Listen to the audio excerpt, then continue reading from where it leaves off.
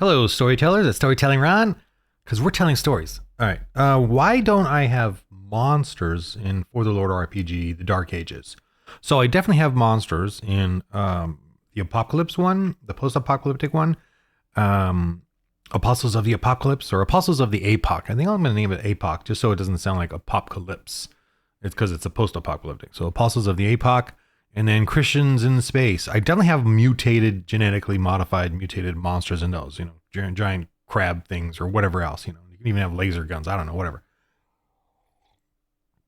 Lasers coming out of their freaking eyes. But in the Dark Ages one, I tend to mute that down. I'm not 100% against it, doing freaky, fantastical monsters. But at the moment, I'm trying to explore, and I'm trying for all of us, including Christians, playing this game.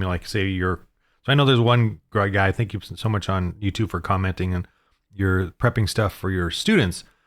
I want us to start learning about the myth, folklore of the Dark Ages that we have forgotten.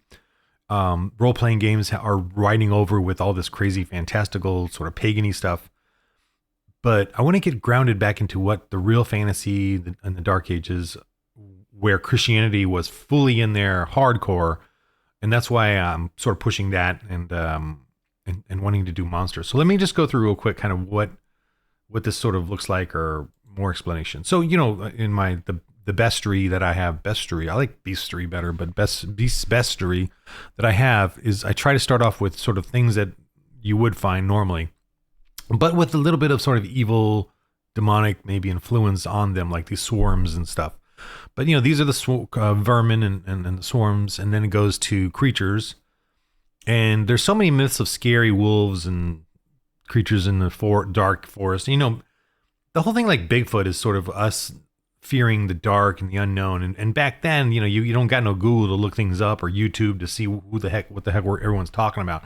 So obviously the fear quotient was huge in the Dark Ages, in the dark forest.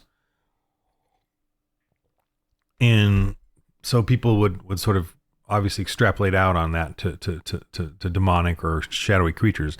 And then of course I got the human types you can encounter, and then more cult warrior types. These are the horned ones, and then if you convert them, they're these. And I'm definitely going to do a whole lot more of these guys. I've drawn out, I've sketched and doodled some out, so I'm going to start working on that so that you have a lot more cult type warriors. The Huns, ex-Romans, and pagan wise, and others, and Northmen, and even some African tribes might be coming through, or whatever, or Arabs. And of course, these creatures here, monsters, are meant to be humans or even animals, tied up and put in these, like in a sort of a dark ritual, and they become possessed in a way, and then have sort of extra abilities or whatever. And these, of course, are just giants. Like I'm allowing us to play with that for sure. You can have an 8 foot, 9 foot person is a giant, and then back then there's even, legends and of even bigger, like maybe a 10 foot tall person. And they of course would probably have some muscles on them. And then of course since I'm creation science, and I'm pushing creation science as a tool here, as a learning thing, you can have, reptiles and dinosaurs, giant birds, crocs, and these are the ram of the Bible, the rhinoceros, sort of beast of burdens that are noted in the Bible. So those are the unicorns, and these are actual creatures in the fossil record. And so I think you can have a lot of fun with just giant lizards, like King Kong, kind of prehistoric. You can make up your own versions too, of different shapes and sizes.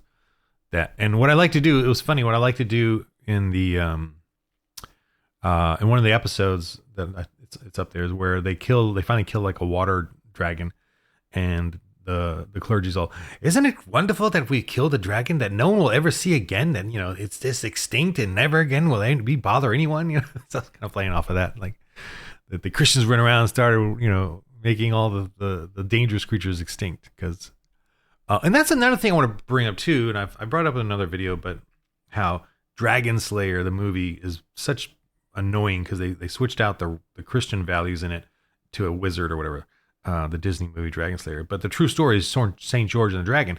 And a knight, confronts the pagans who use a lottery to give up their children to the dragon. And he goes and kills the dragon, and the princess, he saves the princess that was going to be sacrificed because of the lottery or whatever. And that was actually a huge story when I was reading about it, that knights used to influence their own chivalry and honor.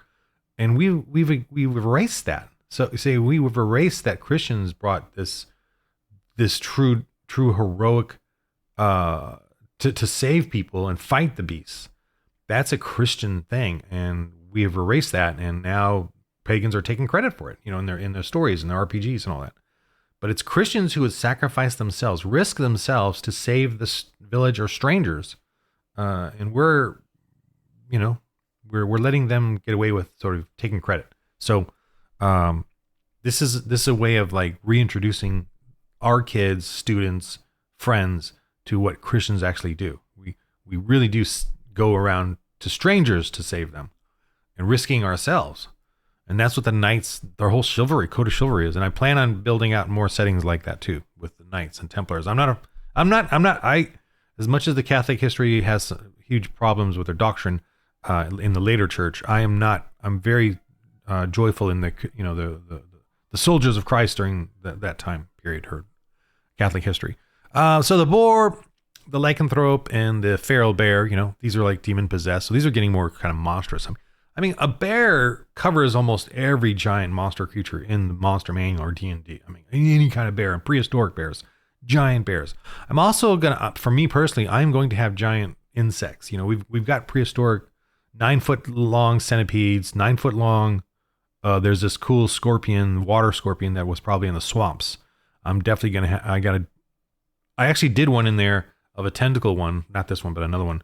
And in one of my supplements somewhere in my bevy of notes, I think it was a drawing I did, but that is cool. The next level of creatures are going to still be history based, sort of based on prehistoric fossil record stuff, but I'm going to extrapolate that out with sizes, and I'm going to have giant ants, dog or shaped sized ones. I think we can have rare in some sort of remote areas that we can make extinct, so no one will ever have to encounter them again, that kind of thing. And then this one here is a mysterious tentacle beast. Is it a beast? Is it just a fear? I should make this, I feel like this should be darker, but it's like, I played it off in one of the episodes where it was a dark, shadowy thing. Is it them, losing vitality because of their fear and heartbeat and stress, or is it an actual tentacle beast in there? They didn't know, and I didn't offer an answer, but I made them test, and they felt like something was attacking them, and they were going to trip and fall into the chasm with dark cave water as they're crossing a beam. So I kind of played it like that. Our vitality hit points can go down just based on fear and heart palpitations and exhaustion and stress and wanting to give up, and go back, and you have 0 vitality, kind of a thing. Now, the cursed Roman soldier is obviously something that some may or may not want to do, but I'm just reading about how evil spirits can possess things, inanimate objects.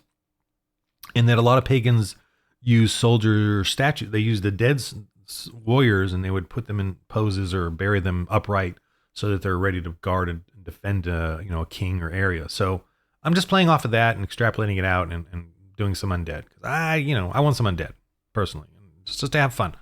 And it's a good thing. They could do exorcism on these things, and the spirits will go away, and the thing just collapses, kind of a thing as well. So I'm personally playing off of that and want to do it, but you guys, decide for yourself. And they're supposed to be rare and in the tombs, and that's kind of it for now. But I will just to let you know, I'm not 100% against having fantastical monsters, but I think I would like to keep it more personally, more befitting. Like for instance, the griffin. Through creation science, they think that the griffin was a dinosaur creature that people sort of compared to a lion, and because of the fossil record, they found these things, and it had like a lion body with a beak, but it's actually one of those dinosaurs that is kind of a beak thing. Anyway, stuff like that, and pterodactyls, and there's even Roman accounts of the sauropod, and there's Roman accounts of pterodactyl looking like small pterodactyls. So I might do that for sturges or bats, some pterodactyl type flying reptiles and flying snakes, because they had those ancient witness accounts of those. So I'm fine with that. And this here, this demon evil spirit right here is similar to the tentacle, where it's a shadowy thing, it's a scary thing. You're feeling fear, you're whatever, or it's a real thing. It's like a real evil spirit. And so I'm personally going to kind of push that way. But I do want the focus to be on cult warriors is the main sort of gist of like the army, the orcs, the goblins, the trolls, the gnolls, the hobgoblins is going to be cult warrior types, and some are going to be drugged out, amphetamines. They don't feel pain, so that's you can easily play off that for trolls and ogre types, and they're on steroids, and that's what the witch's brews and it is. Oh, and so the point being too is that paganism is all about the grift, chicanery, exploitation, manipulation. And I want to teach that as well, is that like Scooby-Doo, when you have your kids or your students or your players go and discover what's going on, they're revealing the grift of paganism. And I want that to take hold in this game and in our Christian role-playing games, is that we're revealing how paganism is a grift. It's a con. And I want to get that point across just normally, that's what's going on in society today. That's what's going on with paganism and godlessness. It's a grift. We see it right now. I don't need to list off to you what the issues are. But that's the reason why I'm looking to make the witches, sorcerers, though they have some sort of demonic influence and some sort of black magic powers, that is at the end game perhaps. But the most of it, what they focus on is the grift, is what they're doing to manipulate and control people. And that's also why the dukes and kings back then actually really hated witches, because if they were using poisons and drugs to manipulate people, and the kings were fearful of that. And so actually witches, even for the non-Christian kings, they hated the witches as well. Unless of course the witch was on their side or had their, was their advisor, the sorcerer or magician or whatever. But if they weren't, they were outlawed. And the church certainly exploited that, certainly went in and said, we're going to, work with that. If that's what we got to work with, we're going to work with that to get rid of these drugs, these amphetamines, the control over the people in that way. Okay, so that's my thing on why I don't right now have monsters in the Dark Ages one. I want us to work on sort of teaching each other how paganism works, and it's all so. And I'm not against it, and I think at some point I think it'd be fun to have a fantastical, one. But I really do want to explore the depths of this and the historical ramifications or connection in the Dark Ages and all that, because it hasn't been explored really, and we really need to. As I'm studying all this stuff, man, I'm like, wow, I didn't know this.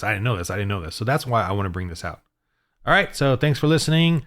And that's my why there are no monsters in For the Little RPG, The Dark Ages. Okay, and remember, in the game of life, roll holy dice.